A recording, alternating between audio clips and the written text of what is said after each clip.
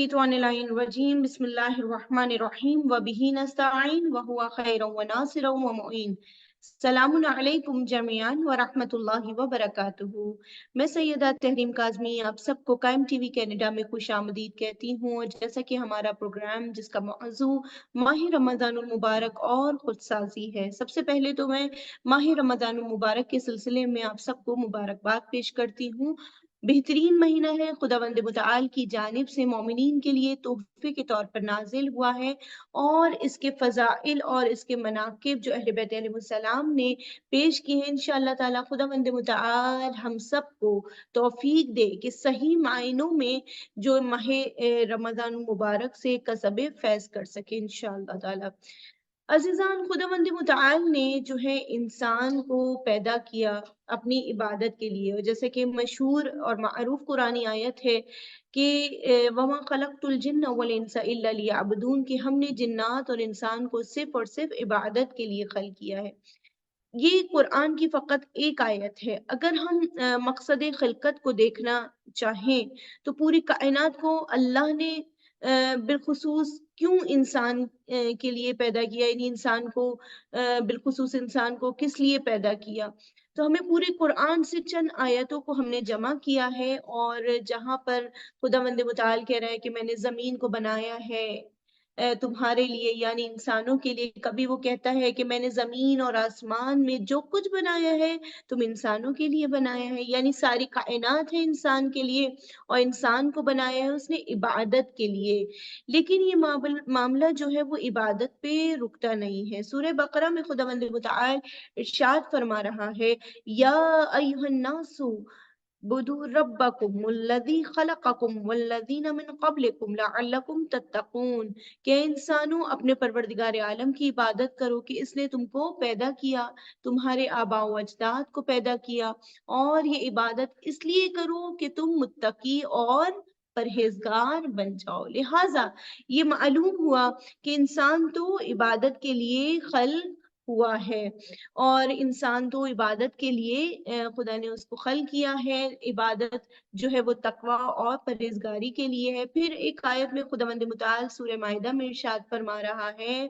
या अय्युहल्लज़ीना आमनुत्तकुल्लाह वब्तगू इलैहिल वसीला वजाहिदू फी सबीलिही लअल्लकुम तुफ्लिहून। ए ईमान वालो, अल्लाह से डरो, उस तक पहुंचने का वसीला तलाश करो और उसकी राह में जिहाद करो कि शायद इस तरह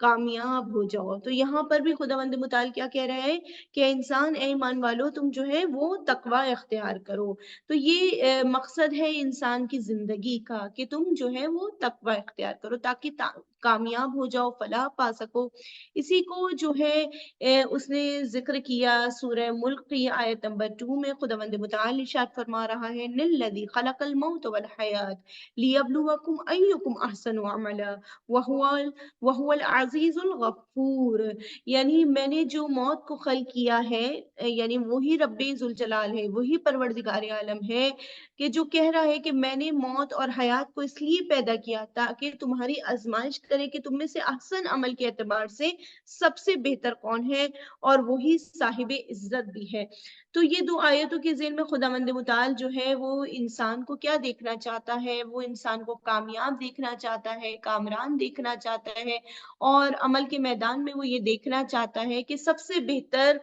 जो है वो अमल करने वाला कौन है। क्योंकि जब कोई अमल इंजाम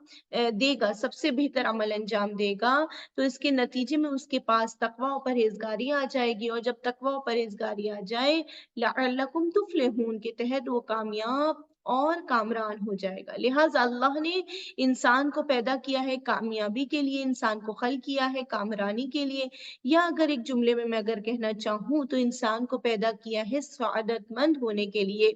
अब इस सआदतमंदी तक इंसान कैसे पहुंचेगा, इसका रास्ता कुरान जो है वो बता रहा है, अहले बैत अलैहिस्सलाम ने बताया है कि अगर कोई सआदतमंद हो जाए, अपने को कामयाब बना ले, तो इसकी खिलकत का मकसद पूरा हो जाता है। और अगर वो कामयाब और कामरान और सईद ना हो सके तो फिर उसने अपने वजूद को गोया इस दुनिया में जाया किया, तो जिसके लिए रोज़े महशर उसे पशेमान होना पड़ेगा। تو खुदावंद मुताल ने जो इंसान को फितरत दी, कुरान मजीद में कहा कि इंसानी फितरत जो है वो खुदाई फितरत है। यानी अल्लाह ने हमारे वजूद के अंदर, हमारी ज़र्फियत के अंदर इस फितरत इलाही को भेजा है। जैसे हम कहते हैं कि हज़रत आदम अलैहिस्सलाम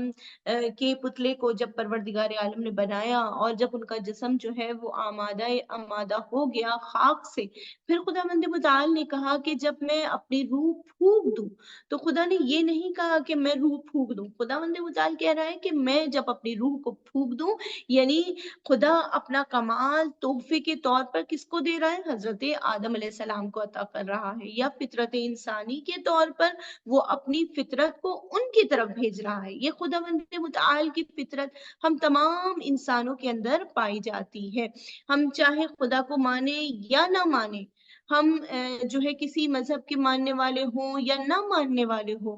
हम लाख गुनाह करते हों, लेकिन हमारी फितरत जो है वो फितरत इस्लाम में खुदावंद मुताल ने जो है वो पैदा की है। यानी खुदावंद मुताल की फितरत हर इंसान के यहाँ पैदा यानी पाई जाती है। और खुद साजी का मतलब देखें अजीजान मन, जैसे कि खुद साजी का मतलब ये होता है कि इंसान अपनी फितरत को पहचाने और दुनिया और आलमे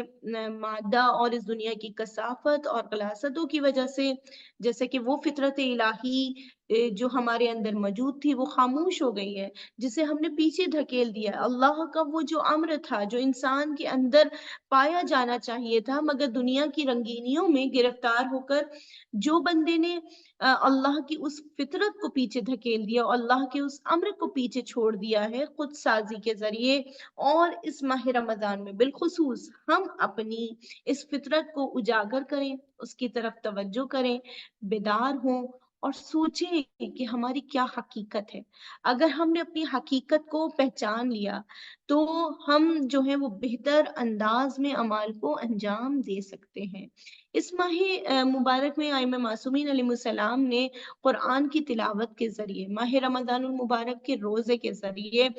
नमाज तहज्जुद के जरिए, सदक़े के जरिए, इस्तग़फ़ार के जरिए जो है हमारी इंसान साजी, जिसको हम खुद साजी कहते हैं,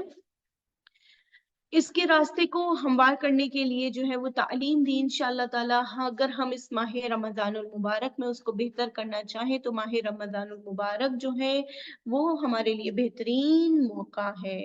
तो खुद साजी और खुद शनासी में क्या फ़र्क है? तो अजीज़ान, एक चीज़ है, हम देखते हैं, एक खुद शनासी है और एक खुद साजी है। क्या फ़र्क है इन दोनों में? खुदशनासी यानी इंसान पहले खुद को पहचाने कि वो क्या है। जैसे मैंने पहले बयान किया था कि इंसान इस आलम में मादा की रंगीनियों में इतना गिरफ्तार हो जाता है कि वो खुद को फरामोश कर देता है। यानी फितरत इलाही को, वो अल्लाह के अम्र को भूल जाता है, और जब वो भूल जाता है, फिर एक ज़रूरत होती है कि इंसान अपने आप को पहचाने और वो जो भूली हुई बातें उनकी यादावरी करे। लिहाजा खुदसाजी से पहले जो है वो खुदशनासी है। और जैसे कि आप सुनते रहते कि मौला कायनात अली इब्न अबी तालिब अलैहिस्सलाम की वो मशहूर हदीस है, मन अरफ़ नफ्सहु फ़क़द अरफ़ रब्बहु, कि जिसने अपने नफ्स को पहचान लिया, उसने परवरदिगार आलम की मार्फत उसको हासिल हो गई। तो सवाल ज़हनों में ये आता है कि अगर इंसान अपने नफ्स को पहचान ले, तो खुदा को क्या वो पहचान लेगा? तो जब इंसान अपने आप को तलाश करे, यानी खुद शनासी, जब अपने आप को जब पहचान लेगा, फिर वो देखेगा कि इसके अंदर जो है वो फितरत इलाही है,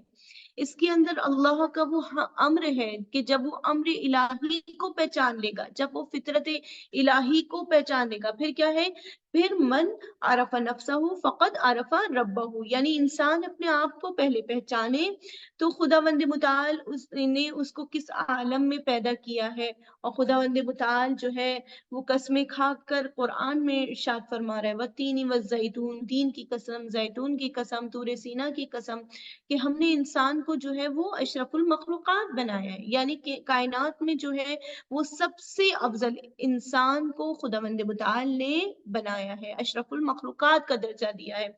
बस उसको पहचानने की जरूरत है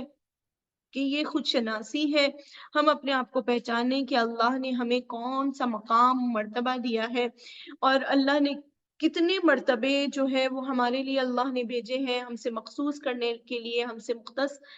جو ہے وہ کر دی ہیں، جب یہ پہچان لے گا تو منعم یعنی وہ پروردگار عالم کے جس کا احسان ہماری ذات کے اوپر ہمیشہ رہنے والا ہے، اپنے کو پہچاننے کے بعد اس کو ہم اس کو یعنی وہ جو ہے رب کو پہچاننے کی کوشش کرے گا، اور جب رب کو پہچاننے کی کوشش کرے گا تو خود شناسی سے نکل کر پھر جب دیکھے گا کہ میں نے اب تو جو ہے وہ پہچان لیا ہے، تو وہ جو کمی، وہ نقائص جو ہمارے اندر پائے جاتے ہیں اس کو دور پھر وہ کرتا ہے اور خوبیوں کی جانب بڑھتا ہے، اللہ کی جانب سے جو خوبیاں اس کے پاس آئی ہوتی ہیں وہ اپنے اندر جلب کرتا ہے، اور اسی کا نام جو ہے وہ